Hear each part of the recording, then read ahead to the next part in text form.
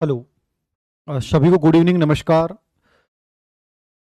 आज की जो क्लास है स्पेशली ग्रेड थर्ड के नवीनतम सिलेबस को ध्यान में रखते हुए आज का ये लाइव सेशन है। लेकिन मैं जो दोनों तीनों सिद्धांत आपको कराऊंगा, ये ग्रेड सेकंड और ग्रेड फर्स्ट, इन दोनों बच्चों को भी मैंने जोड़ा है। यद्यपि मैंने ग्रेड सेकंड और ग्रेड फर्स्ट के बच्चों को लाइव क्लासेस में इसको करवा रखा है, लेकिन मैं दोबारा से एक प्रकार से उनका एक रिवीजन हो जाएगा ग्रेड सेकंड और ग्रेड फर्स्ट के बच्चों का भी, क्योंकि ग्रेड थर्ड का सिलेबस थोड़ा सा डिफरेंट है, याद रखना। ग्रेड थर्ड के सिलेबस में आपके सामने लिख रखा है बाल विकास के सिद्धांत। बाकी ये नहीं लिख रखा है कि साहब आपको शारीरिक विकास पढ़ना है, मानसिक विकास पढ़ना है, नैतिक विकास पढ़ना है। ऐसा कहीं भी ग्रेड थर्ड के सिलेबस में नहीं है। मतलब कि आपको सिद्धांत तो सभी पढ़ने पड़ेंगे। तो मैं सबसे पहले ग्रेड थर्ड के नवीनतम सिलेबस के अकॉर्डिंग आपको सिद्धांत पढ़ा रहा हूं। जैसे मैंने फ्राइड का पढ़ाया मनोविश्लेषण सिद्धांत, ये बाल विकास सिद्धांत में आता है। फिर मैंने सामाजिक विकास के जितने भी सिद्धांत थे, इरिक रिक्शन, ब्रॉनफेन बेनर, उनको सबको पढ़ा दिया। आज मैं नैतिक विकास के सभी सिद्धांत आपको समझा दूंगा, करवा दूंगा। उसके बाद में मानसिक विकास में जीन पियाजे, वाइगोत्स्की, जेरोम ब्रूनर समझा दूंगा। ठीक है। उसके बाद संवेगात्मक विकास में मूल प्रवृत्ति सिद्धांत और संवेगों के सिद्धांत समझा दूंगा। इस प्रकार से फिर वंशानुक्रम, वातावरण की भूमिका आपके सामने आएगी। एक प्रकार से आपका कंप्लीट जो है वो टॉपिक तैयार हो जाएगा। अब उसके अलावा यदि तुम पढ़ना चाहते हो तो शेष अवस्था, बाल्य अवस्था, किशोर अवस्था, विकास के पहलू, ये तुम एक्स्ट्रा में पढ़ सकते हो। क्योंकि ग्रेड थर्ड का एग्जाम पैटर्न कोई भगवान भी नहीं जानता कि वो प्रश्न कैसे बनाएंगे, लेकिन आरपीसी के एग्जाम का पैटर्न निश्चित होता है। आज जो मैं सिद्धांत करवाने जा रहा हूं, नैतिक विकास के सिद्धांत। आप सभी को शिक्षक दिवस की ढेर सारी शुभकामनाएं।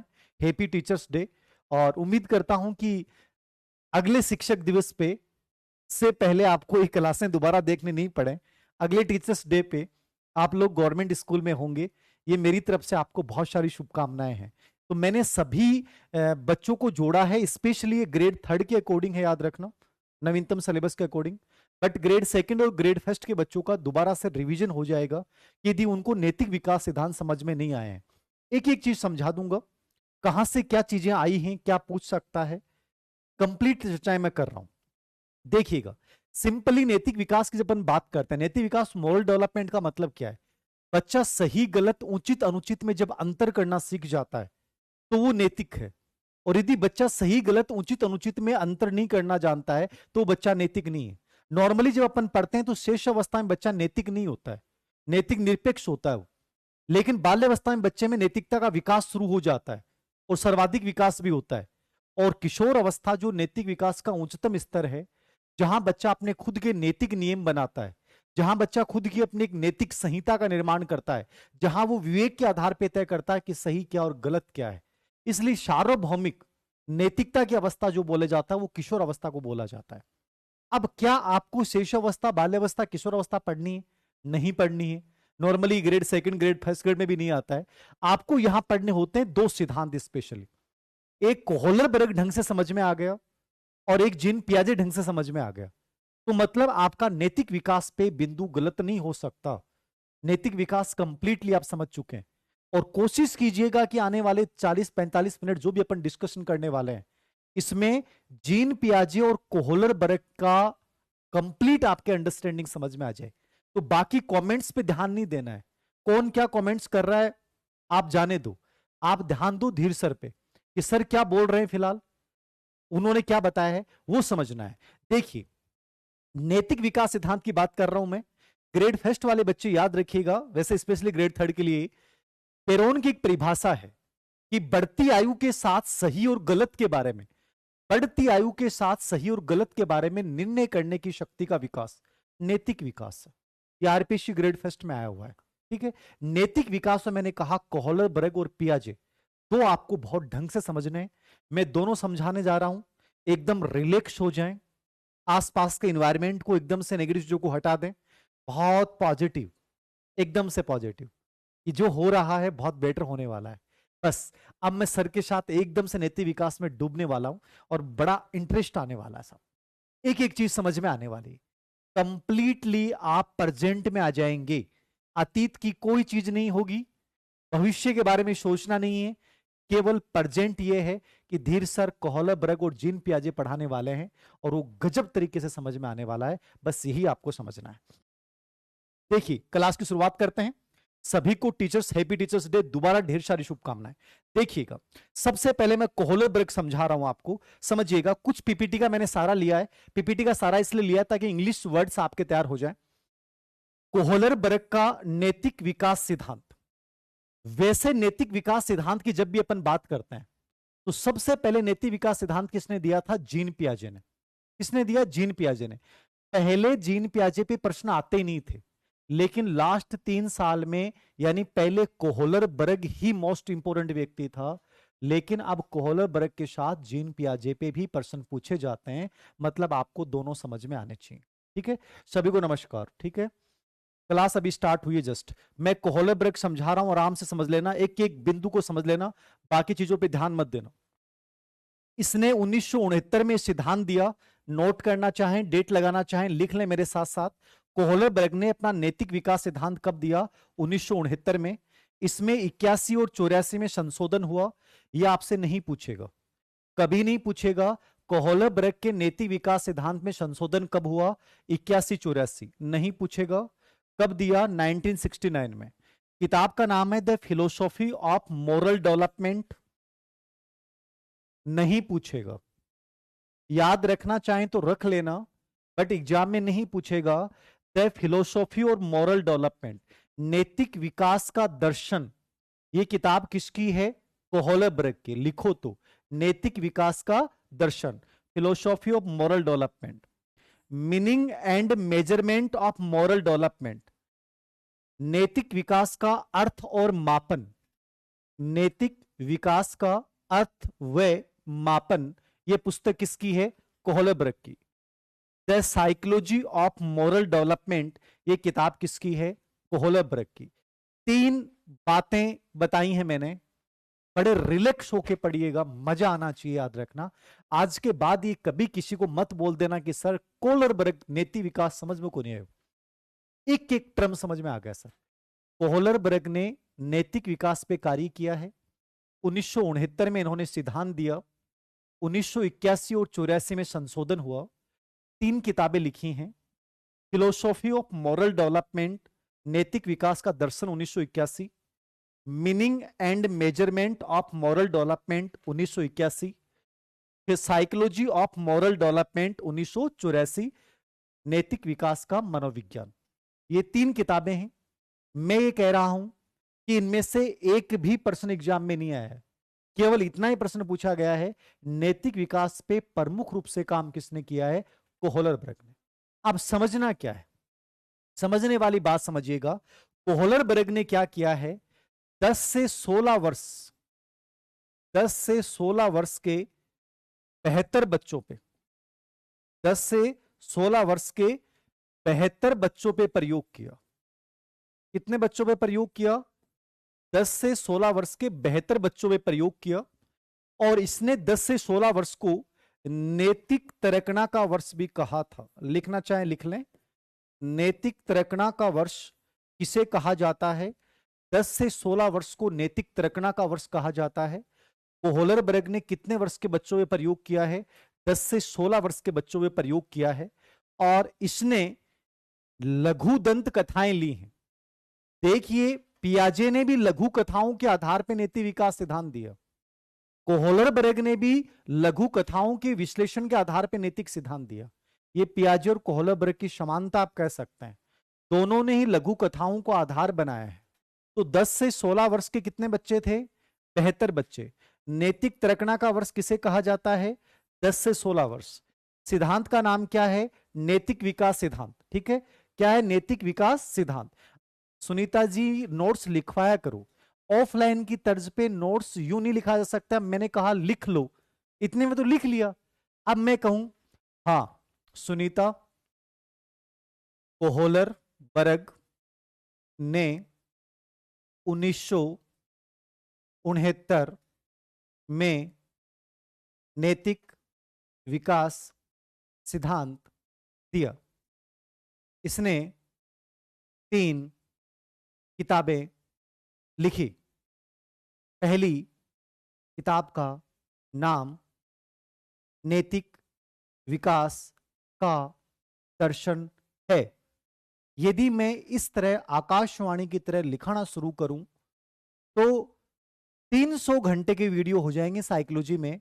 और कितने बच्चों की हिम्मत है कि 300 घंटे की वीडियो वो देख पाएगा, जब ऑलरेडी मैटर है। ये जमाना जब आज 5G का है और ये तुम आज भी 2G में जीना चाहते हो तो तुम सिलेक्शन की दौड़ में शामिल नहीं हो सकते। आज बच्चा 2 महीने में कंप्लीट सिलेबस को कवर कर लेता है। और यदि आज भी हम ये चाहते हैं कि गुरुजी में 5 महीने ही लगेंगे तो हम उस दौड़ में शामिल नहीं हो सकते। आज हमें दौड़ना है उस स्पीड के अकॉर्डिंग। मेरे लिए क्या उपयोगी है क्या नहीं है मुझे समझना है सर। यही नोट्स मेरी किताब में भी हैं, यही नोट्स मैं पीडीएफ आपको उपलब्ध करवाऊंगा। बट यहां यदि मैं आकाशवाणी के दूरसंचार भाषक की तरह यदि मैं यहां बोलने लग जाऊंगा, ये नॉनसेंस है। यदि आप इस प्रकार के विद्यार्थी और इस प्रकार का कंटेंट चाहते हैं, मैं माफी चाहूंगा कि उन्हीं एजुकेशन ऐप पे कहीं भी आपको ऐसा कंटेंट उपलब्ध नहीं करवाया जाएगा, जीके में भी नहीं करवाया जाएगा आपको कि गुरुजी आकाशवाणी की तरह बोलें और लिखाएं। नॉनसेंस होता है, समय बर्बाद होता है। देखिए, कोहलब्र का नैतिक विकास सिद्धांत 72 बच्चों में प्रयोग, 10 से 16 वर्ष के बच्चों में प्रयोग। कितनी बार रिपीट कर दिया मैंने, मतलब 7 मिनट। इतना मैं ऑफलाइन में रिपीट नहीं करता हूं जितना मैंने यहां रिपीट कर दिया। और इतने देर में यदि कोई बच्चा लिख नहीं पाता है, मुझे नहीं लगता कि वो बच्चा लिखने लायक है। ठीक है, आगे देखिए, ये हो गया। इसने हिंज की नैतिक दुविधा की कहानी ली है। ये तो बेसिक बात है, याद रखना। हिंज की नैतिक दुविधा की कहानी ली है इसने। कहानी क्या है समझिएगा। ये पहले मैं अवस्था पढ़ाऊं उससे पहले समझ लीजिएगा। सुनिएगा मेरी बात। कोहलरब्रग ने 10 से 16 वर्ष के बच्चों में प्रयोग किया और उसने एक कहानी सुनाई।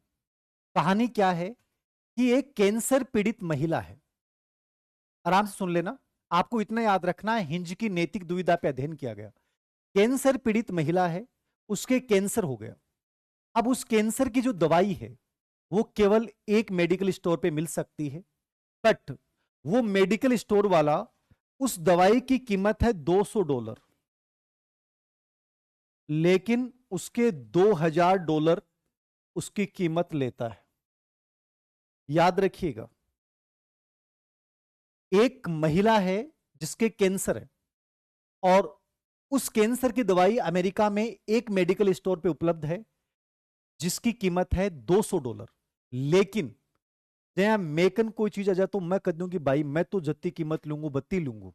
निजीकरण के फायदे होते हैं। दुकान वाला कहता है कि साहब मैं $2000 लूंगा, दवाई लेनी है तो ले लो और दवाई नहीं लेनी है तो मत लो। अब इस औरत का पति है हिंज। कौन है इस औरत का पति? हिंज। ये कहानी है हिंज की नैतिक दुविधा। अभी स्कूल लेक्चर 2020 में जो पेपर हुआ था उसमें प्रश्न आया था कि कोहलब्रग का सिद्धांत किस पे आधारित है? हिंज की नैतिक दुविधा पे। तो हिंज कौन है? हिंज इसका पति है, याद रखना। हिंज कौन है? इसका पति है। अब हिंज बेचारा कहता है, दुकान वाले के पास जाता है, भाई साहब मैंने अपना घर बेच के सब कुछ बेच के $1000 लाया हूं। कितने डॉलर लाया हूं? $1000 मैं लेके आया हूं। प्लीज भगवान के लिए करो कि मुझे दवाई दे दो, मेरी पत्नी मर रही है। दुकान वाले ने कहा नहीं, तेरी पत्नी मरे चाहे तेरा बेटा मरे चाहे कोई मरे, इस दवाई की कीमत है $2000। 1999 भी नहीं लूंगा, पूरे $2000 लूंगा। हिंज बेचारा बहुत रिक्वेस्ट करता है साहब, बहुत पैरों पड़ता है, लेकिन हिंज की बात को सुनता नहीं है वहां वो दुकान वाला और निकाल देता है। वही हिंज पूरी रात बैठा था, जैसे तुम बैठे रहते हो ना, तुम सोचते रहते हो गुरुजी पढ़ाई किताब खोला जने लगा कि बस देख वो करा, અહીંયા લાગે कि बस सोच वो ही करा, ये करा मन ही कौन करे। અહીંયા लागे जीव सो कुछ भी याद को नहीं, सब कुछ यहाँ लागे भूल गा। ठीक है, ऐसे आप लोग तो ऐसे सोचते हो। हिंज ये सोच रहा है कि भाई औरत मर रही है, करूं क्या? वो कारण पे खोज रहा है, तुम अनावश्यक खोजते हो। हिंज सोच रहा है कि दवाई तो लानी है, क्या करूं? अब हिंज बैठा बैठा रात के 12 बजे और निकलता है अपने घर से, और घर से निकलने के बाद क्या किया उसने, एक बड़ा सा पत्थर उठाया। बोलो पत्थर उठाएगा क्या उठाएगा? अरे पत्थर अमेरिका में होते ही नहीं है। एक हथौड़ा लेके गया था, ताला तोड़ा, दवाई चुराई और लेके आ गया। अब ये पूरी कहानी और ये जो पूरी अवस्थाएं हिंज की, वो इसी पे केंद्रित है कि हिंज की नैतिक दुविधा क्या थी। हिंज ये चाहता था कि चोरी तो नहीं करूं, लेकिन लास्ट में चोरी करनी पड़ी। अब आप ये बताओ कि उसने जो चोरी की वो सही है कि गलत है? आपको यही समझना है कि हिंज ने जो चोरी की वो सही है या गलत है। यही हिंज की नैतिक दुविधा में बताया गया है, यही पूरा सिद्धांत है। तो सार रूप में क्या समझ में आया कि कोहलरबर्ग ने हिंज की नैतिक दुविधा पर अध्ययन किया है। लाइन लिख लेना, हिंज की नैतिक दुविधा। 10 से 16 वर्ष के बेहतर बच्चों में प्रयोग किया। नैतिक त्रैकना का वर्ष 10 से 16 वर्ष को कहा है। इस कहानी के आधार पे उसने टोटल 3 स्तर और 6 अवस्थाएं बताई हैं। बड़े आराम से समझना। कई बार बच्चे कहते हैं गुरुजी कोहलरबर्ग समझ में नहीं आया। ऐसा नहीं हो सकता कि कोहलरबर्ग समझ में नहीं आया। 6 अवस्थाएं, 3 स्तर, बस समझना है, बस हल्का सा समझना है, नाम नाम देखने हैं और समझना है कि प्रत्येक अवस्था का मतलब क्या है और प्रत्येक स्तर का मतलब क्या है। समझिएगा, इसने टोटल 3 तो स्तर बताए। कितने स्तर बताए? 3 स्तर, ठीक है। और प्रत्येक स्तर के अंतर्गत 2 अवस्थाएं होती हैं, इसलिए टोटल अवस्थाएं कितनी हो गई? 6 अवस्थाएं हो गई। कितनी अवस्थाएं हो गई? 6 अवस्थाएं हो गई, याद रखना। समझिएगा, 3 स्तर, 6 अवस्थाएं। हैप्पी टीचर्स डे सभी को, टीचर्स डे। हाँ सर, रीट वाले नोट्स काम आ जाएंगे। रीट वाले नोट्स हैं तो वो भी काम आ जाएंगे, सेकंड ग्रेड वाले हैं तो वो भी काम आ जाएंगे। बस समझ लो इन चीजों को। नोट्स बाकी मैं दोबारा डाल दूंगा। सभी को हैप्पी टीचर्स डे। 6 अवस्थाएं, 3 स्तर, समझ लेना आराम से कि एक चीज को समझा रहा हूं। कोहलरबर्ग ने 3 स्तर बताए। पहला नाम है प्री कन्वेंशनल स्टेज। क्या है? इंग्लिश में बोलेंगे प्री कन्वेंशनल। हिंदी में इसको आप क्या बोल सकते हो? हिंदी में आप इसको बोल सकते हो पूर्व परंपरागत। क्या बोल सकते हो? पूर्व परंपरागत बोल सकते हो, याद रखना, ठीक है ना। क्या बोल सकते हो? पूर्व परंपरागत।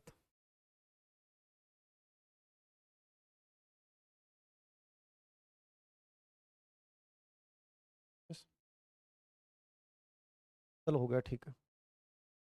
प्री कन्वेंशनल स्टेज याद रखना। इसको अपन हिंदी में बोल सकते हैं पूर्व परंपरागत। पूर्व परंपरागत या औपचारिक, पूर्व औपचारिक या रूढ़िगत। समझना मत, टेंशन मत लेना आप। इंग्लिश में बोलेंगे प्री कन्वेंशनल स्टेज, हिंदी में बोलेंगे पूर्व परंपरागत। अब आप लिख नहीं सकते, मेरे साथ लिख सकते हो तो कुछ अलग से लिखाओ। पूर्व औपचारिक और पूर्व रूढ़िगत, ये एक ही बात है। कोई भी नाम एग्जाम में आ जाएगा, पूर्व परंपरागत, पूर्व औपचारिक, पूर्व रूढ़िगत। कार्यकाल है इसका 4 से 10 वर्ष। कितना कार्यकाल है इस स्तर का? 4 से 10 वर्ष। यानी 4 से 10 वर्ष को इसने परी कन्वेंशनल स्टेज में शामिल किया है। इसमें शामिल किया है परी कन्वेंशनल स्टेज में कितने वर्ष के बच्चों को शामिल किया है? 4 से 10 वर्ष। पूर्व परंपरागत, औपचारिक, रूढ़िगत स्तर, ठीक है। यहां तक कोई दिक्कत है किसी को? कोई दिक्कत नहीं है। प्रिंट आउट का ऑप्शन दीजिए, राजू जी देंगे। कई बच्चे क्या करते हैं कि प्रिंट आउट का भी ऑप्शन दे दें। आपके ही साथी और उनको अलग अलग टेलीग्राम ग्रुप पे शेयर कर देते हैं। मैं चाहता हूं कि जब आपने फीस दी है तो केवल आप तक पहुंचे वो चीज, लेकिन जब सब तक पहुंच गई तो उसका फायदा क्या रहा? इसलिए हम प्रिंट का ऑप्शन देने में हिचकिचाते हैं। ओके। टेस्ट सीरीज कोर्स वालों के लिए फ्री थी, रामोतार जी फ्री थी। अब आपने ले लिए तो उसका कोई समाधान नहीं हो सकता। फ्री थी और फ्री डाले जाते हैं।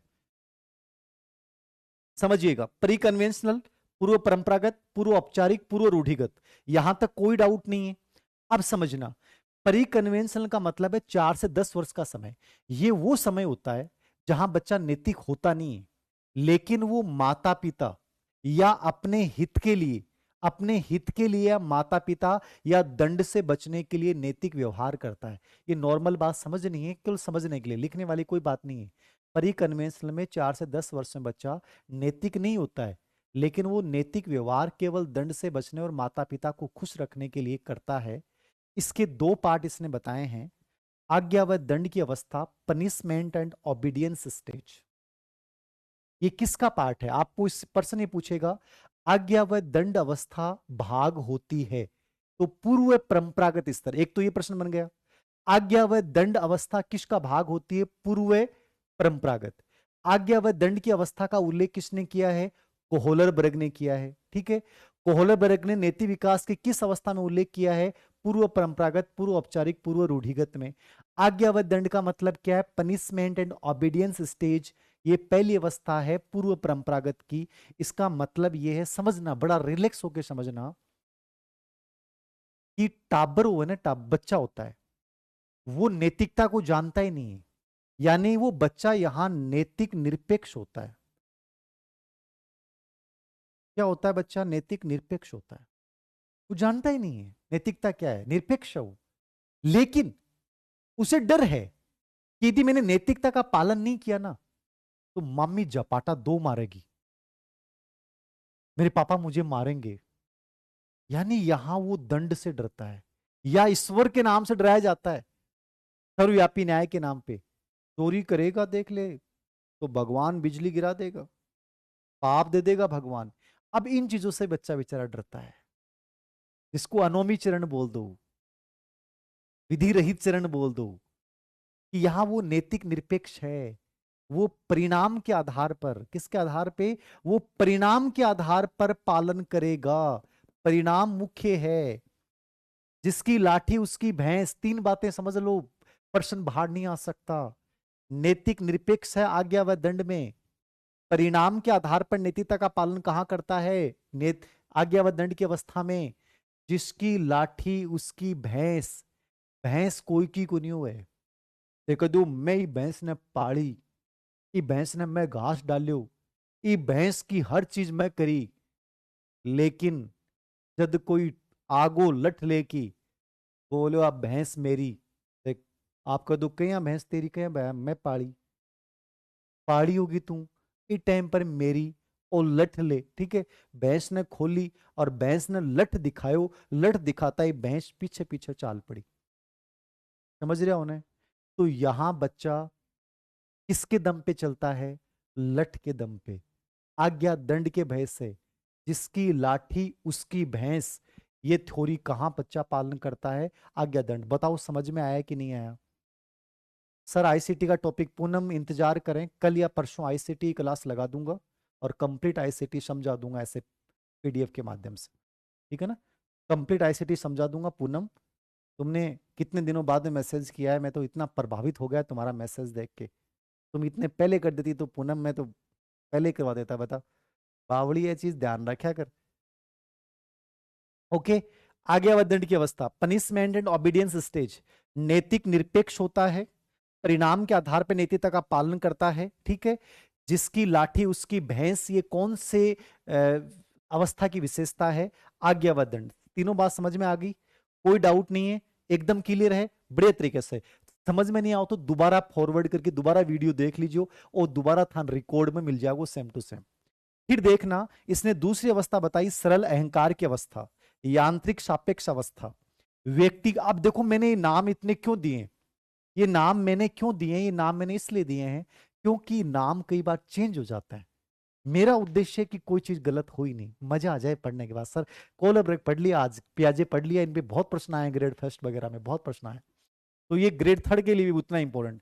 सरल अहंकार की अवस्था, यांत्रिक सापेक्ष अवस्था, इसको व्यक्तिकता विनिमय, व्यक्तिक रूप से अदला बदली की अवस्था, इंस्ट्रूमेंटल रिलीविस्ट, इंग्लिश में बोलेंगे इसको इंस्ट्रूमेंटल रिलेटिविस्ट स्टेज, सापेक्ष साधन उन्मुख अवस्था, व्यक्ति केंद्रित अवस्था, या सहायक उद्देश्य की अवस्था।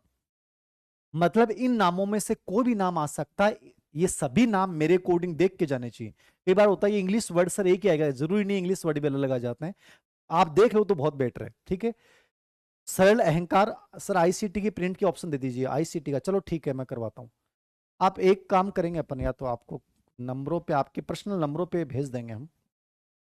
यांत्रिक सापेक्ष अवस्था, इंस्ट्रूमेंटल स्टेज, व्यक्तिक विनिमय अवस्था, व्यक्ति केंद्रित, सब केंद्रित, सहायक उद्देश्य, ये सब नाम आपको देखना है। ठीक है ना? सब नाम देखने हैं। ग्रेड थर्ड की बुक आएगी 10 से 15 तारीख के बीच में, है ना? वेट करें, मार्केट में 2 किताबें आई हैं साइकोलॉजी के नाम पे, पढ़ाई नहीं करनी चाहिए, एकदम बकवास किताबें हैं। मैं कहता हूँ कोई मतलब ही नहीं है, मतलब यूं चुप्पनिया सा निकाल के किताबें बेच दी। अरे यार प्रश्न आते तो नहीं है इनसे। मैं आज गया था कोई बुक स्टोर पे, कोई पेमेंट का इशू था, तो मैंने देखा वहाँ साइकोलॉजी किताबें कि मार्केट में ग्रेड थर्ड की कौन सी किताबें हैं। 2 पब्लिकेशन की मैंने किताबें देखी और मुझे लगा, और बोले बच्चे खरीद रहे हैं। मैंने कहा जय हो, ठीक है। मतलब कोई सिलेबस का समावेश नहीं, पतले पतले चौपनिए से, हद होगी बस। अपनी किताब बेहतर आएगी, बस इंतजार करना पड़ेगा। देखिएगा, सरल अहंकार, यांत्रिक सापेक्ष, व्यक्तिकता, विनिमय अवस्था, व्यक्ति, समझना इसको। इसमें जहां बच्चा आज्ञा व दंड के आधार पर नीति पालन कर रहा है, ये जो अवस्था होती है ना, यहां बच्चा अपनी आवश्यकताओं को समझता है। यार मेरी हित ये, मेरी आवश्यकता ये, और तुम्हारा अधिकार ये। अपनी आवश्यकता को समझना, तुम्हारे अधिकारों को जानना। तुम मेरे साथ ऐसा करोगे तो मैं भी तुम्हारे साथ ऐसा करूंगा। तो 2 चीजें याद रखना। एक तो बच्चा यहां अपने हित को मुख्य मानता है, ठीक है ना, अपने हित को प्रमुख मानता है। एक अदला बदली, अदला बदली, ये 2 चीजें याद रखना। बच्चा अपने हित को मुख्य मानता है, वो सहायक उद्देश्य, यांत्रिक सापेक्ष अवस्था, इंस्ट्रूमेंटल अवस्था है, याद रखना। यहां उसका हित मुख्य है, मेरो काम करना चाहिए। और दूसरा अदला बदली, तुम मेरे सिर पे खुजली कर दो। अपन छोटे थे ना, तो यार मेरे थोड़ी सी सिर पर खुजली कर रहे है ना, कर दूंगा, लेकिन एक काम करना पड़ेगा, बता के, तू यार मेरी थोड़ी मंगरा पर कर देना यार, बहुत खुजली चल रही है। अब वो सिर पर करेगो, वो भी का मंगरम करेगो, मतलब बराबर में छे भाई। समझ रहा हो ना। टाबर समझदार होगो, शाणो होगो। अब अठे टाबर ने, और टिंगरी ठना है ना, मेरे सिर में खुजली कर, मेरो दर्द हुआ कौन करूं, मारी ने थप्पड़ खींच के दर्द हुए, कर, बेचारो चुपचाप लेकर करनो पड़े। अठे होशियार होगो टाबर, सिर में खुजली कर दूंगा, 2 रुपया लूंगा, टॉफी खा के आऊंगा। थोड़ा 2 रुपया लेगो चाचा करूं, चाचा होगा थारी जगह, मैं आले वो जा रही हूँ। अरे रुक जा बेटा, 2 रुपया दूंगा, तू खोर तो सही यार, खुजली तो कर कम से कम। ये है, ये सरल अहंकार की अवस्था है, यांत्रिक सापेक्ष की अवस्था है। ये समझ में आ गया आपके। यहां बच्चा ये चाहता है कि वो उसको अदला बदली, मतलब बदले में कुछ मिले साहब, ठीक है ना, बदले में कुछ होना चाहिए। बदले में नहीं मिल रहा, मतलब अपना हित मुख्य है। तुम यदि मुझे हानि पहुंचाओगे तो मैं भी तुम्हें हानि पहुंचाऊंगा, तुम मुझे नुकसान पहुंचाओगे तो मैं भी तुम्हें नुकसान पहुंचाऊंगा। तो यहां 2 चीजें समझनी है आपको, अपना व्यक्तिगत हित के आधार पर नैतिकता का पालन, और अदला बदली के आधार पर नैतिकता का पालन, ठीक है ना। विनिमय, विनिमय का मतलब अदला बदली, ठीक है। सरल अहंकार, अपनी आवश्यकताओं को समझना और दूसरों के अधिकारों को समझना, ठीक है। व्यक्तिगत हित मुख्य हो जाता है, व्यक्तिगत स्वार्थ मुख्य हो जाता है। कोई दिक्कत है अब तक? मारवाड़ी में कम बोलो, वांगड़, अरे मारवाड़ी में तो कभी कभी बोलता हूँ वांगड़ वालों। हो गया, क्लियर है। आज्ञा व दंड में नैतिक निरपेक्ष होता है, परिणाम के आधार पर नैतिकता का पालन करता है, ठीक है। और स्पेशली वो आज्ञा दंड से बचने के लिए जिसकी लाठी उसकी भैंस। इस अवस्था में बच्चा व्यक्तिगत हित और बराबरी के लेन देन या अदला बदली के आधार पर नैतिकता का पालन करता है। दोनों समझनी है आपको, ठीक है। ओके, आगे देखिए। विमला चौधरी बताओ क्या कमेंट है तुम्हारा, ज्यादा कमेंट लूंगा नहीं वैसे मैं। दूसरी अवस्था,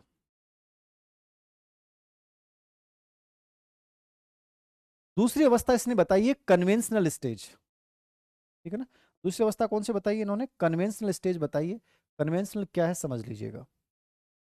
कन्वेंशनल का मतलब परंपरागत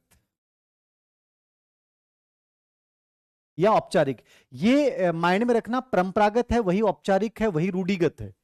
पहली वाली प्री लग जाएगा, इसमें प्री हट जाएगा, और लास्ट वाले में उत्तर लग जाएगा, ये फर्क है, ठीक है। तो परंपरागत, कन्वेंशनल और रूढ़िगत, लौकिक, ये शब्द एक ही होते हैं, याद रखना, ठीक है। नोट्स पीडीएफ चाहिए गुरु, राजू मिलेंगे बेटा, राजू मिलेंगे बेटा। परंपरागत, परंपरागत कन्वेंस स्टेज है 10 से 13 वर्ष। इसका कार्यकाल क्या लिख लोगे, 10 से 13 वर्ष इसका कार्यकाल लिख लेना। कन्वेंशनल स्टेज, परंपरागत स्टेज का कार्यकाल क्या है, 10 से 13 वर्ष। आगे देखना, सौरभ स्वामी, आईसीटी कैसे तैयार करें? आईसीटी पे एक सेशन रखूंगा कल या परसों ग्रेड फेस्ट वाले बच्चों के लिए। आज तो अपन यूट्यूब पे भी लाइव आएंगे, शिक्षक दिवस है, 5-10 मिनट चर्चा कर लेंगे, बच्चों से रूबरू हो लेंगे, कुछ ज्ञान भरी बातें कर लेंगे। ज्ञान ही है मेरे पास, और तो कुछ है नहीं। तो कल करेंगे ग्रेड फेस्ट वालों के लिए। इसमें देखना, प्रशंसा की अवस्था, अच्छा लड़का या लड़की की अवस्था, nice boy and girl stage, ये कन्वेंस स्टेज में आता है। अब समझना, परंपरागत स्तर का कार्यकाल क्या है? 10 से 13 वर्ष। इसको रूढ़िगत लौकिक स्तर कहते हैं। इसके अंतर्गत दो अवस्थाएं आएंगी। इसमें पहली अवस्था है प्रशंसा या नाइस बॉय नाइस गर्ल। एक ही बात समझनी है, जब बच्चों 10 से 13 वर्ष के बीच में होना, तो यहां शुरुआत में बच्चा क्या करता है, अपने माता पिता के संबंध इंपॉर्टेंट हो जाते हैं। ये जो कन्वेंशनल स्टेज है ना, कन्वेंस स्टेज, ये नैतिकता और सामाजिक नियमों के पालन की दृष्टि से सबसे बड़ी अवस्था है। यहां बच्चा ये समझता है कि जो माता पिता ने नियम मानक बनाए हैं, समाज ने जो नियम और मानक बनाए हैं, मुझे उनका विरोध नहीं करना चाहिए, मुझे उनका पालन करना चाहिए। यहां बच्चा बहुत सोशल होता है परंपरागत स्तर में। तो यहां बच्चा, लड़का लड़की क्या करते हैं, यदि मैं मम्मी पापा की नैतिकता का पालन करता हूं तो मम्मी मेरी प्रशंसा करेगी, देख कितनी अच्छी लड़की है। और यदि मैं पापा की नैतिकता पालन करूं तो पापा कहेंगे देख कितना अच्छा लड़का है। तो वो अंतर्वैयक्तिक संबंधों की खातिर नैतिकता का पालन, प्रशंसा प्राप्त कर नैतिकता पालन, दो ही बात समझनी है यहां पे। क्या? हाँ, शिक्षा मनोविज्ञान वाली यूनिट पूरी पढ़नी है, चाहे grade second, grade first, grade third. अब एक्चुअली मैं आपको कह रहा था ना कि किताबों में हो क्या रहा है। थर्ड ग्रेड और सेकंड ग्रेड में साइकोलॉजी में क्या किया, फर्स्ट यूनिट में शिक्षा मनोविज्ञान के अर्थ क्षेत्र कार्य, ये टॉपिक डाल दिया। अब लोग इसका मतलब नहीं समझ पाते हैं। अर्थ क्षेत्र कार्य का मतलब, कार्य का मतलब शिक्षा मनोविज्ञान की पूरी उपयोगिता, शिक्षक, बालक, मनोविज्ञान को देन, शिक्षा को देन, सब आ गया। क्षेत्र का मतलब उसके संप्रदाय, उसकी विधियां, उस कहां कहां वो प्रभावित कर रही है, वो सब आ गया। उसका विकास, उसकी प्रकृति के क्षेत्र में है। तो अब कई लोग क्या है, मैंने गाइड देखी मार्केट में, बता रहा था ना आज, तो उनमें इस चीजें डाल ही नहीं रखी है, पता ही नहीं है। अब ये चीजें समझनी पड़ेंगी हमें कि टॉपिक बहुत व्यापक है, भाषा में मत उलझिए, उस टॉपिक के अर्थ को समझिए। और ये मैं समझा रहा हूं तभी आपको कर रहा हूं, जो मैं पढ़ा रहा हूं बड़े तरीके से करें। ओके, बबीता तुम्हारी बात पे विचार किया जाएगा। बबीता आज तो कई दिनों से आई हो तुम भी। चलो ठीक है, बबीता कई दिनों से आई है तो इसकी बात को वेटेज दिया जाएगा। ओके, शाखाएं मनोविज्ञान में आप पढ़नी पड़ेंगे रे, हल्की। मैं कह रहा हूं पहला टॉपिक में मात्र 1.5 घंटा में पढ़ियो जा सके, तो टेंशन ले लो, पहले हाथ खड़ा कर दो, अरे बहुत आराम से यूं करो ना, मैं जो बता रहा हूं कहां से प्रश्न आ रहा है, कैसे आ रहा है, उन चीजों को कवर करते जाओ, यूं रगड़ते जाओगे यार, चुटकियों में हो जाएंगी चीजें। प्रेशर मत लिया करो। देखना, तो यहां आपको क्या समझना है, अंतर्वैयक्तिक संबंध, एक ही लाइन याद रखना, अंतर्वैयक्तिक संबंधों की खातिर नैतिकता का पालन। ठीक है, प्रशंसा प्राप्त करने के लिए नैतिकता का पालन, तो प्रशंसा प्राप्त करने और अंतर्वैयक्तिक संबंधों के लिए नैतिकता पालन किस अवस्था में करेगा, अच्छा लड़का या लड़की। ये किसका पार्ट है, परंपरागत अवस्था में, आराम से हो जाएगा, टेंशन मत लो। शैक्षिक परिदर्शी क्लास कराओ, आरटी 2009 करवा दिया, राजस्थान का आरटी 2009 करवा दूंगा, थोड़ा टाइम मिलने दो, मेरा एक तो ट्रांसफर, ये चीजें होती हैं, धीरे धीरे हो जाएगा, ऐसा अचानक से नहीं होगा, ठीक है ना। और जो शिक्षा निगम के नवचार हैं, वो थोड़ा सा मैं चाह रहा हूँ कि मैं खुद से, मेरे से पता नहीं हो पाएंगे नहीं होंगे, एक बेस्ट फैकल्टी से करवा दूंगा, या मैं भी करवा दूंगा, देख लेंगे, आपको समझ में आएगा तो ठीक है, वरना मैं करवा दूंगा। फिर देखो, सामाजिक व्यवस्था के प्रति सम्मान, लॉ एंड ऑर्डर स्टेज। अब देखिए मैं क्या करूंगा, थर्ड ग्रेड वाले बच्चे ध्यान देना, उनको जो पहले लाइव क्लास हुई थी ना, वो मैं एक बार ऑलरेडी डलवा रहा हूं, और मैं दोबारा से उनको लाइव करवा रहा हूं।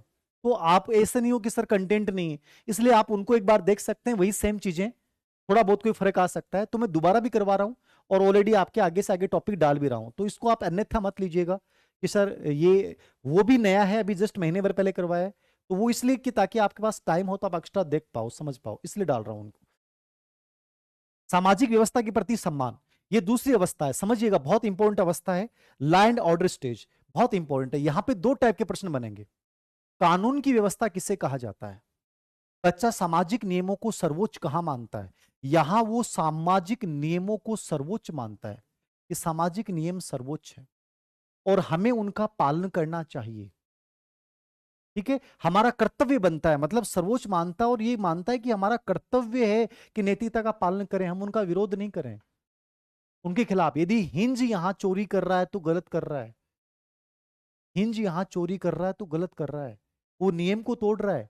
यदि इस तरह लोगों ने चोरी करके नियमों को तोड़ दिया तो कानून की व्यवस्था तो बिखर जाएगी, फिर कौन कानून की पालना करेगा। तो यहां बच्चा नैतिक नियमों को सर्वोच्च मानता है, कानून को सर्वोच्च मानता है।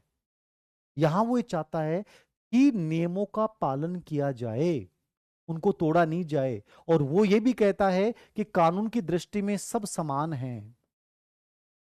कानून दृष्टि में क्या है? सब समान। तीन बातें समझ लेना, नैतिक नियम सर्वोच्च है, कर्तव्य मानकर नैतिक नियमों का पालन किया जाना चाहिए, ठीक है।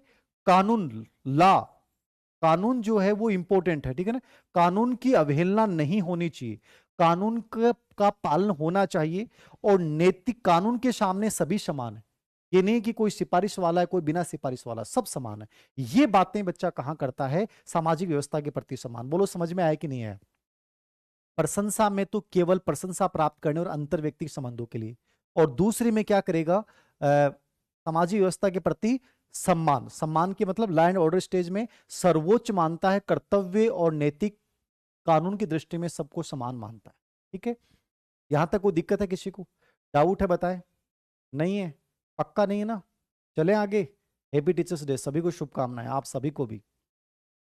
देखो अभी थे हैप्पी टीचर्स डे दे रहे हो, जब टीचर बन जाओगा ना तो बहुत सेल्फिश होता है बच्चा, मैंने देखा है। लगभग राजस्थान भर में 17,000 प्लस तो टीचर मेरे से पढ़े हुए बच्चे गवर्नमेंट स्कूलों में हैं, लेकिन 17,000 याद नहीं करते हैं। आप लोग ज्यादा याद करते हो जो अभी जुड़े हुए ना, तैयारी करो, sir happy teachers day, happy sir, आप भगवान, सर आप ये वो। और जही बढ़ जाओ ने, जना थारा भगवान या तो लुगाई हो जा, नहीं थारो आदमी हो जा, ये माने भूल जाओ कि भाई गुरुजी थे भी हाँ कोई टाइम। ये बच्चे की स्वार्थगत प्रवृत्ति होती है। अब तो थे बस गुरुजी, टीचर्स डे, गुरु गोविंद दो खड़े का के लागू पाए, बस थे ही हो सब कुछ। और लगे बाद में थारा टीचर गुरु थारा बहुत सारा प्रकार का हो जाए, अब मैं नोट करिए, ठीक है। तो ए दोनों समझ लीजिए। ओके, प्रशंसा की अवस्था, सामाजिक व्यवस्था के प्रति सम्मान की अवस्था, ठीक है, दूसरी अवस्था हो गई। अब तीसरी अवस्था की ओर चल रहे हैं अपन, परंपरागत, पोस्ट कन्वेंशनल स्टेज की ओर चलेंगे अपन। ये समझना, पोस्ट कन्वेंशनल स्टेज, उत्तर औपचारिक या उत्तर परंपरागत, ये पोस्ट कन्वेंशनल स्टेज है। ग्रेड फर्स्ट के बच्चे स्पेशली इसी को देखना चाहिए, उनको यहीं से प्रश्न आ जाएंगे। ग्रेड थर्ड के बच्चों को सब पढ़ना है, सेकंड ग्रेड के बच्चों को सब पढ़ना है, याद रखना, ठीक है। पोस्ट कन्वेंशनल स्टेज जो है, इसका कार्यकाल वैसे बताया नहीं है, लेकिन इसने कहा, इसका मतलब था 13 वर्ष से आगे का जो समय है वो पोस्ट कन्वेंशनल स्टेज है, ठीक है ना। तो 13 वर्ष से लेकर आगे का जो समय है, चाहे वो 13 से 15 वर्ष, कुछ किताबों में लिखा हुआ है, ठीक है, या निरंतर, तो वो आगे का पूरा समय पोस्ट कन्वेंशनल स्टेज यानी कि लगातार चलेगा, उत्तर किशोर अवस्था तक चलेगा। तो उत्तर किशोर अवस्था अपन 21 वर्ष तक मान सकते हैं, 19 वर्ष तक मान सकते हैं, तो वहां तक चलेगा, ठीक है। इसके अंतर्गत दो अवस्थाएं बताई हैं, सामाजिक समझौते की अवस्था, सोशल कॉन्टेक्ट, जो पूर्व किशोरावस्था का समय 12 से 16 वर्ष कह दें, और ये जो आंतरिक विवेक की अवस्था है 17 से 19 या 18 वर्ष कह दें, 19 वर्ष कर देना, वैसे 18 भी लिखा हुआ है किताबों में, बड़ा कंफ्यूजन है, ठीक है। आपसे वैसे एज ग्रुप नहीं पूछेगा, आप तो समझना इसको। उत्तर परंपरागत स्तर यानी उत्तर किशोरावस्था का समय शुरू हो गया। इसके दो पार्ट हैं, सामाजिक समझौता और आंतरिक विवेक। ये जो सामाजिक समझौता ना, सोशल कॉन्टेक्ट, यहां एक शब्द आ सकता है अनुबंध, आया हुआ प्रश्न है। अनुबंध के आधार पर नैतिकता का पालन, यहां बच्चा क्या करता है? व्यक्तिगत अधिकारों की बात करता है, ठीक है ना, व्यक्तिगत अधिकार कि भाई हिंज की पत्नी की जान बचनी तो चाहिए, व्यक्तिगत अधिकार की बात, लेकिन कानून के दायरे में। वो कहता है कि जीवन बचना तो चाहिए यहां पे, लेकिन उसे पता है यदि कानून से परे हो जाएगा तो ये समाज जो है वो विशृंखल हो जाएगा, समाज टूट जाएगा। इसलिए मानव अधिकारों की बात भी करता है, अनुबंध करता है समाज के साथ कि मानव अधिकारों की भी पालना होनी चाहिए, व्यक्तिगत इच्छाओं का भी ध्यान रखा जाना चाहिए, लेकिन बहुसंख्यक सब कुछ है, ठीक है। तो व्यक्तिगत अधिकार की बात की है लेकिन कानून के दायरे में, और बहुसंख्यक इच्छा इंपॉर्टेंट है, बहुसंख्यक इच्छा यानी कि बहुसंख्यक को फायदा होना चाहिए, ये नहीं कि मेरे को फायदा हो रहा है। जब वो सरल अहंकार की अवस्था में बच्चा अपने हित के अनुसार सोचता है, बट यहां वो मानता है कि सबका हित होना चाहिए। यदि पूरे समाज को नुकसान हो रहा है तो वो गलत है। तो बहुसंख्यक की इच्छा को महत्व कहां देता है? सामाजिक समझौते में। व्यक्तिगत अधिकारों की बात करता है, लेकिन कानून के दायरे में उनकी पालना होनी चाहिए, ये बात करता है। समझ में आ गया? व्यक्तिगत अधिकार की बात और कानून के दायरे में अधिकार की बात, ठीक है, ये सामाजिक समझौते की अवस्था है। ओके, समझ में आ गया? और ये जो है ना आंतरिक विवेक, ये सबसे श्रेष्ठ अवस्था है। ये सार्वभौमिक इथिक, सार्वभौमिक या सार्वत्रिक न्याय, ठीक है, सार्वभौमिक न्याय, आंतरिक विवेक की अवस्था, यहां बच्चा किशोर अवस्था में आता है और वे मानता है कि साहब समाज गया भाड़ में, कानून गए भाड़ में, यदि वो गलत है, अतार्किक है, तो मैं विरोध करूंगा। हिंज ने अपनी पत्नी की जान बचाने के लिए चोरी नहीं की, उसने $200 की कीमत, वो $2000 ले रहा था, वो गलत था। काय का गलत किया उसने? करेगा बेचारा, $1000 तो दे रहा था, तो उसने सही किया। यानी यहां तार्किकता की बात करता है। किसकी बात करता है? तार्किकता की बात करता है, सामाजिक चेतना की बात करता है, ठीक है, तार्किकता, सामाजिक चेतना, ठीक है, सार्वभौमिकता की बात करता है, यूनिवर्सल ट्रूथ की बात करता है। ये आंतरिक विवेक, ये सबसे श्रेष्ठ है। यहां ऐसे प्रश्न बहुत सारे बार पूछे गए कि गणपत नामक व्यक्ति आयकर नहीं देता है, कहता है मैं आयकर क्यों दूं, सरकार मेरे पैसे को गलत बांध के निर्माण पे खर्च कर रही है, कौन सी अवस्था का लक्षण है? जहां भी तार्किक दोगे, लॉजिकल बात करोगे, वो आंतरिक विवेक की अवस्था। ये कोहलरबर्ग का नैतिक विकास सिद्धांत है। कुछ समझ में नहीं आया तो पूछ लो, एक एक चीज मैंने बता दी है कि कैसे प्रश्न आता है। हैप्पी टीचर्स डे सभी को। अनुज जी, आपको सेकंड ग्रेड की चर्चा मैं इस क्लास में नहीं कर सकता, इसके लिए अपन लाइव ओपन सेशन रखेंगे भी थोड़ी देर बाद में, उसमें करेंगे यूट्यूब पे। यहाँ पे अपन केवल क्लास की बात करें। सेकंड ग्रेड फर्स्ट ग्रेड के लिए आप लाइव सेशन में आए यूट्यूब पे, उसमें अपन बात करेंगे। ये समझ में आ गया? दिमाग में छप गया? वेरी गुड ओम प्रकाश, बहुत अच्छी बात बोला, दिमाग में छप गया सर, मजा आ गया। तो ये सामाजिक समझौते में व्यक्ति का अधिकार अनुबंध के आधार पे कानून के दायरे में, और आंतरिक विवेक सार्वभौमिक न्याय की बात करता है, तार्किकता की बात करता है, सामाजिक चेतना की बात करता है। यहां अंतरात्मा की बात करता है कि इनर सोल क्या कहती है, अंतरात्मा क्या कहती है। अंतरात्मा जो कह रही है वो सही है, बाकी गलत है। कोर्स हो जाएगा, कोर्स आप रिकॉर्डेड वीडियो तो पहले से डाल दूंगा और लाइव चलता रहेगा। लाइव तो देखो मैं अक्टूबर तक लूंगा क्लास है, ग्रेड थर्ड में, ग्रेड थर्ड की बात कर रहा हूँ, बाकी सेकंड ग्रेड फर्स्ट ग्रेड में तो हो ही रखा है। अब ग्रेड सेकंड वालों की दोबारा से उनकी एक्स्ट्रा लाइव चलाता रहूंगा ग्रेड थर्ड वालों के साथ, ठीक है ना? ग्रेड सेकंड वालों की ग्रेड थर्ड के साथ लाइव दोबारा चलता रहेगा, तो उनका डबल फायदा हो जाएगा। बाकी जो पहले से वीडियो वो सब डाल दूंगा एक बार। फर्स्ट वाली स्टेज में इतना ही है कि आज्ञा व दंड की अवस्था में बच्चा मम्मी पापा के दंड से बचने के लिए और परिणाम से डरता व नैतिकता पालन करता है, और जो सहायक उद्देश्य की अवस्था उसमें बच्चा व्यक्तिगत हित और अदला बदली विनिमय के आधार पर नैतिकता पालन करता है। बस इतना ही फर्क है, ठीक है। दूसरी अवस्था में प्रशंसा प्राप्त करने नैतिकता पालन करता है, और सामाजिक व्यवस्था के प्रति सम्मान की अवस्था में कानून को सब कुछ मानता है कि कानून की अवहेलना नहीं होनी चाहिए और नैतिकता सर्वोच्च है। ओके, ये कोहलबर्ग हो गया। अब मैं बात करूंगा पियाजे। कोहलबर्ग मैंने पूरा समझा दिया है। पियाजे का नैतिक विकास, पियाजे भी बहुत इंपॉर्टेंट है, पहले पियाजे प्रश्न नहीं आते थे, बट पियाजे पे बहुत प्रश्न आने लगे। पियाजे ने 1932 में नैतिक विकास सिद्धांत दिया था। कब दिया था? 1932 में। इसकी किताब का नाम था the moral judgement of child, और इसने भी लघु कथाओं को आधार बनाया था, याद रखना, लघु कथा के आधार पे। कई बार प्रश्न पूछ लेता है कि नैतिक विकास का सबसे पहले सिद्धांत किसने दिया, तो आपको याद रखना है कि जीन पियाजे ने सबसे पहले, नैतिक ग्रेड फर्स्ट में आया हुआ प्रश्न है, नैतिक विकास का सबसे पहले सिद्धांत दिया था वो जीन पियाजे ने दिया है, ठीक है, जीन पियाजे ने दिया है। सतीश जी, कोई जगह नहीं पढ़ाता हूँ फिलहाल, जयपुर और सिक्कर में पर्सनल बैच चलाता हूँ, बट अभी पर्सनल बैच मैंने स्टार्ट किए नहीं है। सिक्कर में स्टार्ट करूंगा लगभग 15 सितंबर के आसपास, मान के चलिए कि एक पर्सनल बैच स्टार्ट कर दूंगा। और जयपुर का भी विचार है, छुट्टियां लेने के विचार में, छुट्टियां मिल जाए बस एक बार। The moral judgement of the child पुस्तक में 1932 में इन्होंने सिद्धांत को दिया है, और सबसे पहले दिया था लघु कथाओं के आधार पे। साक्षात्कार प्रणाली का प्रयोग किया था, बच्चों को लघु कथाएं सुनाई और उसके आधार पे इसने साक्षात्कार लिए और उसके बाद इसने अपना सिद्धांत दिया। बड़े आराम से समझना, ग्रेड फर्स्ट में बहुत प्रश्न पूछे गए आरपीएससी में इस पे, तो ग्रेड थर्ड वाले बच्चों के लिए भी उतना इंपॉर्टेंट है, क्योंकि अधीनस्थ सेवा चयन बोर्ड की एग्जाम प्रणाली स्टिक है। आपने कंप्यूटर पेपर देखा होगा और जो चेयरमैन है हरिप्रसाद शर्मा, उनका बयान देखा होगा कि हम ऐसी परीक्षाओं पे बल देते हैं जिसमें मतलब, तो इनका उद्देश्य वही है कि भाई ऐसा पेपर बनाओ कि टाबर दीवाना का सिर बिड़ा तो फिरे। तो कहीं ना कहीं मैं चाहूंगा कि मैं जो पार्ट आपको करवाऊं उसमें आपको भटकना नहीं पड़े भाई, क्योंकि पेपर अच्छा आता है देने सेवा चयन बोर्ड का, इसमें नो डाउट। जीके बहुत गजब का आता है, तो अपन जीके में भी यही नीति अप्लाई कर रहे हैं कि अच्छे से आपको चीजें मिलें, बेस्ट चीजें मिलें। ठीक है, कोर्स हो जाएगा ललिता जी, कोर्स चिंता मत करो, जो हो रहा है वो पढ़ लो आप। मॉरल जजमेंट ऑफ चाइल्ड 1932 किताब का नाम है, इंपॉर्टेंट है। पियाजे ने नैतिक विकास के चरण, देखिए पियाजे ने पहले शुरुआत में तो 4 चरण बताए थे, ठीक है ना, बाद में इसने संपूर्ण 4 अवस्थाओं को मुख्य 2 अवस्थाओं में विभाजित किया है।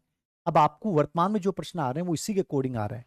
इसने 2 पार्ट में डिवाइड किया है, एक है प्रायित नैतिकता अवस्था, ठीक है, इसको हेट्रोनोमी स्टेज बोलते हैं, ठीक है, इसको नैतिक वास्तविकता या नैतिक यथार्थ, ये नाम याद कर लेना आप, ठीक है।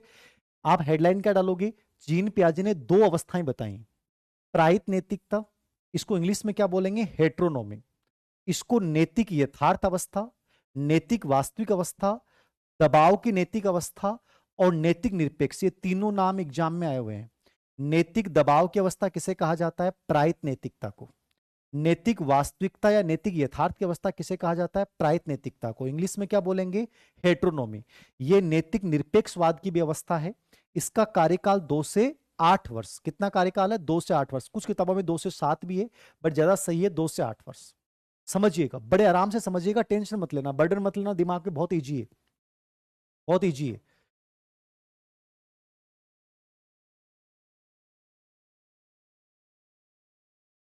अनुज वर्मा ओल्ड बुक है तो आप साइकोलॉजी में काम निकाल सकते हो, बट शैक्षिक परिदृश्य से आईसीटी और साइकोलॉजी, ये तीनों को मिला के आएगी जो नई किताब आएगी, 55 नंबर की आएगी वो, तो देख लेना आप, 200-250 रुपए खर्च कर देना, कोई फर्क नहीं पड़ेगा, अच्छी किताब आएगी।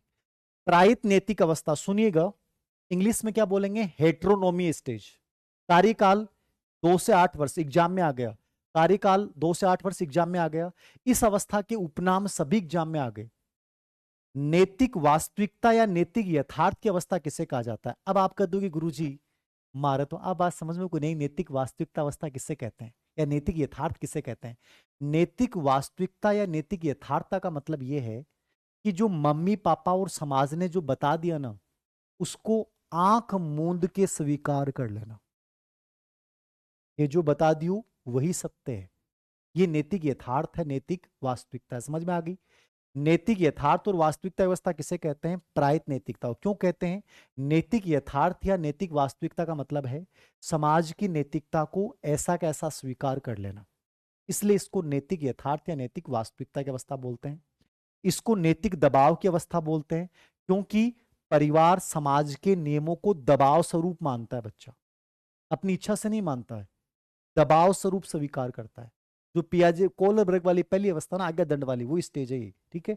इसको नैतिक निरपेक्षवाद मानते हैं। निरपेक्षवाद का मतलब क्या होता है, वो सही गलत नहीं जानता है, उचित अनुचित नहीं जानता है, सही क्या है गलत क्या है, उचित क्या है अनुचित क्या है, ये नहीं जानना नैतिक निरपेक्षता है। नैतिक वास्तविकता क्या है, समाज ने जो बता दिया वही सत्य है। दबाव क्या है, समाज के अनुसार पालन करना दबाव। तीनों नाम इंपॉर्टेंट हैं, समझ में आया कि नहीं आया, अरे समझ में आयो कि नहीं आयो। मेरा नाम अंजू वर्मा है। अच्छा यह बात है, बावड़ी जी ना नाराज हो रही थी, देर बोल देती पहले ही, मैं अनुज वर्मा कर रही हूँ। अनुज क्या कि हमारे कॉलेज लेक्चरर साथी हैं, तो मेरे वो अनुज ध्यान में आवे, अरे बोल है अंजू वर्मा, इतनी देर टेंशन में आ गया, बोलना चाहिए हो। बता बावड़ी इतनी भोली कैसे हो, बोल देती पहले ही, टेंशन में इतनी बार नाम ले दियो, बता। आज ही बबीता क्यों गो रहे, कितना कमेंट कर दिया। लड़के क्या समस्या हो जाएंगे, नाम ले लेना, फिर आगे भाव बढ़ जाए ना, फिर बार बार कहें सर आज तो हमारे क्लास में नाम ले दियो, शिक्षक दिवस पर सो नाम ले दियो। बस ये अंजू का टेंशन हो रही कि बड़ा गुरुजी नाम से ले रहा को नहीं, फीलिंग ही को नहीं आ रही, अनुज ले रहे हैं अनुज ले रहे हैं। अंजू राजी रही है अब तुम, रात में नींद बड़ी आसितन। हाँ देखियो रे। प्रायत नैतिक, नैतिक वास्तविकता, हेटेरोनोमी, नैतिक दबाव की अवस्था, ये समझ में आ गया ना? ये आ गया ना? नैतिक वास्तविकता, नैतिक यथार्थ की अवस्था, दबाव की नैतिक अवस्था, नैतिक निरपेक्षवाद की अवस्था किसको बोलते हैं? प्रायत नैतिकता को बोलते हैं। ठीक है, यहां बच्चा नैतिक नियमों को निश्चित मानता है, यही यथार्थ है। जो नियम बना दिए वही सच है, उसके अलावा बात ही नहीं करनी अपने को। ठीक है, परिवर्तनशील, अपरिवर्तनशील मानता है, याद रखना, परिवर्तनशील नहीं, अपरिवर्तनशील। वो ये कहता है कि नैतिक नियमों को बदला नहीं जा सकता, जो परिवार ने समाज ने बना दिए वही सत्य है। ठीक है, परिवार समाज बना दिए वो क्या है? सत्य है। और एक शब्द और लिखना आप, सर्वव्यापी न्याय। सर्वव्यापी न्याय। अब सर्वव्यापी न्याय शब्द आपके समझ में नहीं आए, ठीक है ना? इमिनेंट,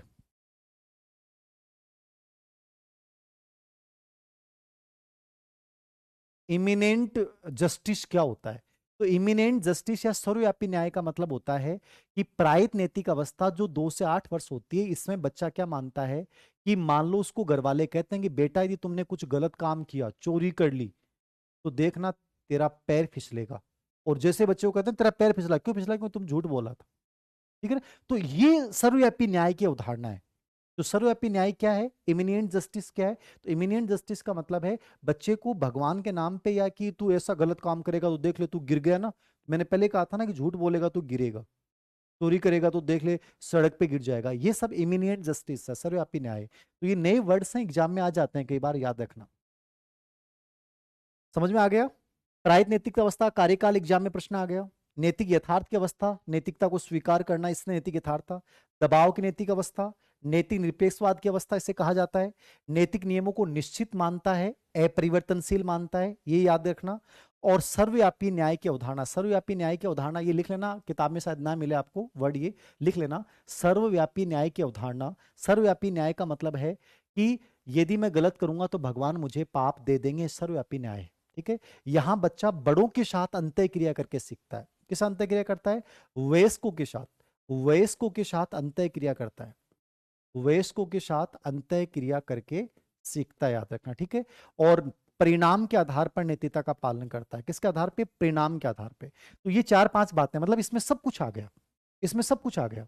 नैतिक वास्तविकता, नैतिक दबाव, नैतिक निरपेक्ष अवस्था, नैतिक नियमों को निश्चित मानना, अपरिवर्तनशील मानना, सर्वव्यापी न्याय यानी कि जैसा गलत करेगा तो भगवान पाप दे देंगे, और परिणाम के आधार पर नैतिकता का पालन करना, और वयस्क लोगों के साथ, बड़े लोगों के साथ इंटरेक्शन करके नैतिकता को सीखता है। यह है प्रायित नैतिकता की अवस्था। एक एक चीज समझा दी मैंने, इससे बाहर नहीं आएगा कुछ भी। प्रायित नैतिकता अवस्था। मेरा नाम जय ललिता, बोल जय ललिता। तो तेरा नाम तो भाई बहुत ही जोर को है। बहुत बढ़िया मुकेश जी, बहुत बढ़िया। आपका बेटा भी क्लास देखता है, बहुत अच्छा, ये आ गया समझ में। अब आगे चलते हैं अपन लोग। स्वायत्त नैतिकता, ये ऑटोनॉमी है, वो हेट्रोनॉमी थी, ये ऑटोनॉमी है, स्वायत्त नैतिकता। ये 8 से 11 वर्ष से प्रारंभ होगी, याद रखना। कब से प्रारंभ होगी? 8 से 11 वर्ष से प्रारंभ होती है स्वायत्त नैतिकता, ऑटोनॉमी स्टेज 8 से 11 वर्ष से प्रारंभ होगी। ठीक है, कब से प्रारंभ होगी? 8 से 11 वर्ष। वर्मा, आर के वर्मा जी ने कहा सर मैंने अभी कोर्स लिया, बहुत बधाई आपको, बढ़िया ही करवाएंगे, टेंशन मत लो आप। हिस्ट्री पे कोई भी बुक ले लो, हिंदी ग्रंथ अकादमी की एक बहुत अच्छी किताब है, हुकुमचंद जैन की, वो ले सकते हैं, बहुत अच्छी। बाकी पेनोरमा, लक्ष्य से सब बढ़िया है, तो भी चलती है। स्वायत्त नैतिकता, ऑटोनॉमी स्टेज, ठीक है ना? अब ये वो आ गई उत्तर किशोर अवस्था जो कोहलबर्ग में थी, याद रखना, ठीक है ना? समझिएगा, यहां बच्चा तार्किक तर्क संगतता व सामाजिक चेतना का विकास, यहां तार्किकता की बात करेगा, यहां परिणाम की बात नहीं करेगा, नियत की बात करेगा कि यदि हिंज की नियत अच्छी है तो सही है। नियत मुख्य है। यदि तुम्हारी नियत अच्छी थी, मान लीजिए कोई तुम पे आक्रमण करता है और तुमने अपने बचाव के लिए उसके मार दिया धक्का, तो आप गलत नहीं हो, नियत अच्छी थी आपकी। तो नियत, नियत के आधार पर नैतिकता का पालन, वो परिणाम के आधार पर बात करता है। पारस्परिक आदर व सहयोग, तो ये कई बार प्रश्न पूछता है, नैतिक सहयोग की अवस्था किसको बोलते हैं? इसको नैतिक सहयोग, ये आया हुआ प्रश्न, नैतिक सहयोग 8 से 11 वर्ष में। ठीक है, और एक नैतिक सापेक्षता, नैतिक सापेक्षता ये लिख लेना, नैतिक सहयोग व नैतिक सापेक्षता की अवस्था किसे कहते हैं? ये दोनों, सहयोग और नैतिक सापेक्षता की अवस्था। किसे कहा जाता है? स्वायत्त नैतिकता को कहा जाता है, नोट कर लेना। नैतिक सापेक्षता का मतलब ये होता है कि बच्चा जो है वो अब ये मानता है कि नैतिक नियम परिवर्तनशील हो सकते हैं, नैतिक नियमों की नई व्याख्या की जा सकती है, समाज ने जो बताया वही सही नहीं है, तो उसकी नई व्याख्या बदले जा सकते हैं नैतिक नियम। तो ये नैतिक सापेक्षता याद रखना, ठीक है। तो नैतिक नियमों को बदला जा सकता है, सापेक्षता याद रखना, ठीक है ना। नैतिक नियमों को क्या किया जा सकता है? बदला जा सकता है, सापेक्षता है। स्वयं के नियम बनाया जा सकता है। नियमों में परिवर्तन संभव है, नियमों को मानना जरूरी नहीं है, यहां मानने लग जाएगा, और तार्किकता पे बल देगा। तो ये समझ में आया स्वायत्त नैतिकता, जस्ट अपोजिट है, मतलब जस्ट अपोजिट। कोर्स जो वीडियो हो गए लाइव उनको दोबारा नहीं करवाएंगे, बस जो आगे आएंगे वो वही होंगे, और ये दोबारा आपको लाइव में दोबारा मिल जाएंगे, आपको चाहे पहले कभी भी हुआ हो, आपको दोबारा देख कभी भी देख सकते हैं आप, वो कोई दिक्कत नहीं, ठीक है। तर्क संगतता, लॉजिकल बन जाएगा। सामाजिक चेतना का विकास, यहां वो मानता है कि नैतिक नियमों को बदला जा सकता है, जबकि पहले वाली अवस्था में नैतिक नियमों को बदला नहीं जा सकता है, परिवर्तनशील है। यहां वो नियत को मानता है, वो पहले वाले में परिणाम को मानता था, यह कहता है नियत अच्छी होनी चाहिए, ठीक है। नियमों में परिवर्तन संभव है, इस अवस्था को नैतिक सहयोग और नैतिक सापेक्षता की अवस्था भी कहा जा सकता है। समझ में आ गया? नैतिक सहयोग और नैतिक सापेक्षता की अवस्था भी कहा जा सकता है। यहां तक कोई दिक्कत है? नैतिक सहयोग और नैतिक सापेक्षता की अवस्था भी कहा जा सकता है। कोई डाउट है यहां तक? समझ में आ गया ना? प्रायित नैतिकता में तो दूसरों पे डिपेंड, मम्मी पापा परिवार समाज, नैतिक नियमों को निश्चित मानता है, नैतिक दबाव की अवस्था, नैतिक वास्तविकता की अवस्था, नैतिक निरपेक्ष की अवस्था है। ये अपोजिट। यहां बच्चा विवेक के आधार पर बात करेगा, नियत के आधार पर बात करेगा, नैतिक नियमों को बदला जा सकता है, तार्किकता की बात करेगा, विवेक की बात करेगा, ठीक है, नैतिक सापेक्षता की बात करेगा, नैतिक सहयोग की बात करेगा। ये फर्क है। तो ये कोहलर ब्रग और जीन पियाजे दोनों कंप्लीट हैं। अब ये दो तो आपको ढंग से देख के जाने जो मैंने पूरे करवाए। अब बाकी जो बच गए ना नैतिक विकास पे, उनको हल्का सा देख लेना, 10 मिनट में 5 मिनट में पूरा समझना है, बाकी पे प्रश्न नहीं आता है, बहुत रेयर चांस में। तो बाकी को क्या समझना आपको, देखना बाकी में कुछ नहीं है, हल्का सा मैं सिर्फ जल्दी से करवाऊंगा, उनमें ज्यादा इंपॉर्टेंट नहीं है। ये तो इसी का पियाजे ने पहले बताई थी, 4 अवस्थाएं, हेटेरोनॉमी विषम जातीय पारस्परिक आदान प्रदान अवस्था, हमें दूसरों के साथ वो नहीं करना चाहिए, हम अपने अपने प्रति नहीं चाहते, स्वायत्ता ऑटोनॉमी, ये तो आजकल चेंज हो गया तो इसमें जरूरत नहीं है। नैतिकता के 3 स्तर बताए हैं, ये तीनों वर्ड एग्जाम में बहुत बार आए हैं। नैतिक यथार्थता, ठीक है, नैतिक यथार्थता की अवस्था इसने प्रायित नैतिकता को कहा था। नैतिक समानता की अवस्था इसने स्वायत्त नैतिकता को कहा है। और नैतिक सापेक्षता मॉरल रिलेटिविज्म जो बोला इसने, इसको स्वायत्त नैतिकता को बोला है। ये नैतिक समानता और नैतिक सापेक्षता वर्ड तो इसने किया है स्वायत्त नैतिकता के लिए, और नैतिक यथार्थता जो शब्द इस्तेमाल किया वो किसके लिए किया है इसने? प्रायित नैतिकता के लिए। तीनों वर्ड्स आप याद रखना, ठीक है। उसके बाद जो नैतिक विकास पे काम किया है वो किसने किया है? नैतिक यथार्थता, ये तो मैंने बात कर ली। नैतिक सापेक्षता, गिल्लिगन, गिल्लिगन का नैतिक विकास सिद्धांत। अब इनको देखो, हल्का सा देखना है, बहुत रेयर चांस, मैंने कहा बहुत रेयर चांस में प्रश्न आ सकता है, बाकी नहीं आएगा। गिल्लिगन ने कोहलर ब्रेक के सिद्धांत के विरुद्ध गिल्लिगन नैतिक विकास सिद्धांत दिया था, ये उसकी महिला शिष्या थी, याद रखना, इससे कोई प्रश्न नहीं आया है।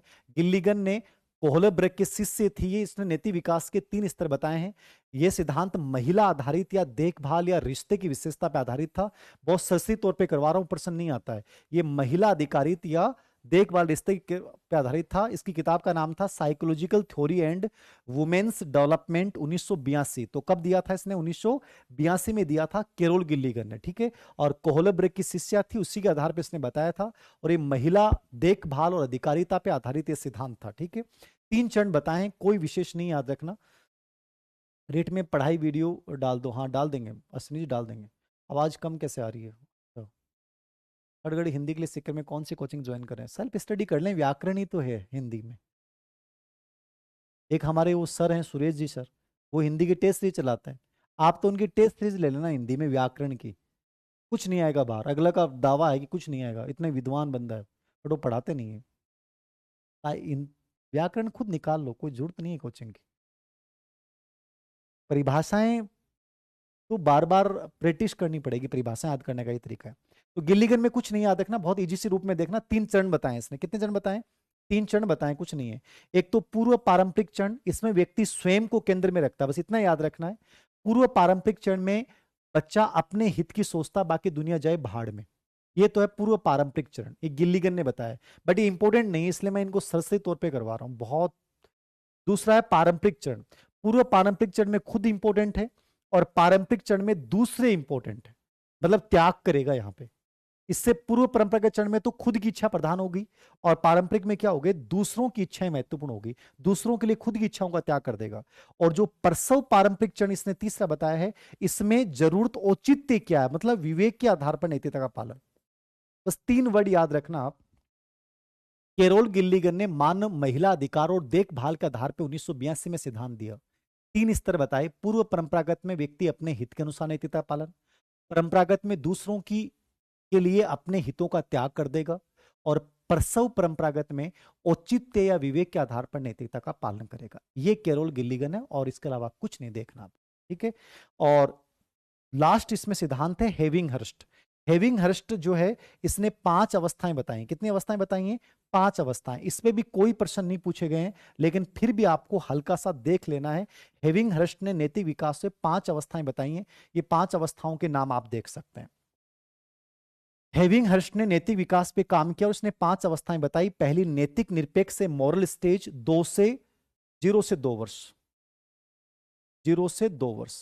नैतिक निरपेक्ष का मतलब होता है बच्चा नैतिकता को जानता ही नहीं है, उचित अनुचित को जानता ही नहीं है, इसको बोलते हैं निरपेक्ष। तो आप नाम देखो तो, बाकी मैं कहूंगा जरूरी नहीं है आपके लिए। नैतिक निरपेक्ष अवस्था किसने बताई? हेविंगहर्स्ट ने। यह कहता है नैतिकता को बच्चा जानता ही नहीं है 0 से 2 वर्ष में। आत्म केंद्रित अवस्था होती है 2 से 6 वर्ष। यहां बच्चा अपने हित के बारे में सोचता है, स्वयं के हित के बारे में सोचता है। परंपरानुकूल अवस्था 7 से 12 वर्ष। यहां वो दूसरों के लिए या समाज के लिए सोचता है, दूसरों या समाज के लिए। विवेकहीन सचेत अवस्था, ठीक है, ये एक प्रकार से 13 से 16 वर्ष है। यहां बच्चा भावुकता के आधार पे नैतिकता, भावुकता, ठीक है ना, भावुकता के आधार पर नैतिकता का पालन करता है इमोशनली, बट बुद्धि का प्रयोग नहीं करता। और विवेकशील परोपकारी अवस्था, ये 17 से 19 वर्ष जो होती है, इसमें वो विवेक के आधार पर तय करेगा कि सही क्या और गलत क्या है। याद रखना, ये 5 अवस्थाएं। वीडियो चल रही है ना राम, आपकी कोई हो गया होगा, डाउन हो गया होगा नेट। तो हेविंगहर्स्ट ने 5 अवस्थाएं बताई हैं। कौन कौन सी? नैतिक निरपेक्ष 0 से 2 वर्ष, आत्म केंद्रित 2 से 6 वर्ष, यहां अपना हित मुख्य है। परंपरानुकूल अवस्था 7 से 12 वर्ष, दूसरों का हित मुख्य है। विवेकहीन सचेत अवस्था 13 से 16 वर्ष, भावुकता के आधार पर नैतिकता का पालन करता है। और विवेकशील परोपकारी अवस्था, यहां बच्चा बुद्धि के आधार पर नैतिकता का पालन करता है। ये 5 अवस्थाएं हेविंगहर्स्ट ने बताई हैं, इनको देख लीजिएगा। 40 क्वेश्चन पेपर का और टेस्ट लो, ले लेंगे हरदेव जी, ले लेंगे।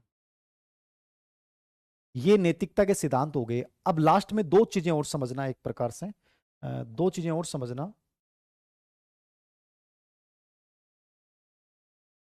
ठीक है। 2 चीजें और समझना एक प्रकार से। एक तो जीन पियाजे ने भी नैतिक विकास सिद्धांत दिया है। जीन पियाजे वैसे मैं पर्सनैलिटी में पढ़ाऊंगा दोबारा से। जीन पियाजे ने जो इड ईगो सुपर ईगो बताया था ना, उसमें इसने नैतिक कमांडर किसे कहा है, तो सुपर ईगो को नैतिक कमांडर कहा है। इतना याद रखना है। आपने फ्राइड ने, किसने? फ्राइड ने नैतिक कमांडर किसे कहा है, नैतिक विकास में किसको महत्वपूर्ण माना है? कमांडर, नैतिक कमांडर। ये इसने कहा था सुपर ईगो को। किसको कहा था? सुपर ईगो को नैतिक कमांडर कहा है। ये लाइन याद रखना। फ्राइड ने अपने सिद्धांत में नैतिक विकास के लिए सुपर ईगो को जिम्मेदार माना है, परम अहम को। इसको नैतिक कमांडर कहा जाता है। और बांडुरा एक व्यक्ति हुआ है। कौन हुआ है? बांडुरा।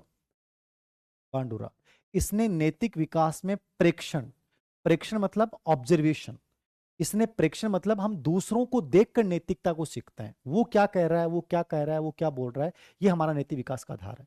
और स्किनर ने पुनर्बलन, स्किनर ने किसको माना है? पुनर्बलन को इंपॉर्टेंट माना है। पुनर्बल, ठीक है। तो ये 3 लोग एक्स्ट्रा में पढ़ाए मैंने। पांडुरा ने सुपर ईगो को नैतिक कमांडर कहा है। पांडुरा नहीं, फ्राइड ने सुपर ईगो को नैतिक कमांडर कहा है।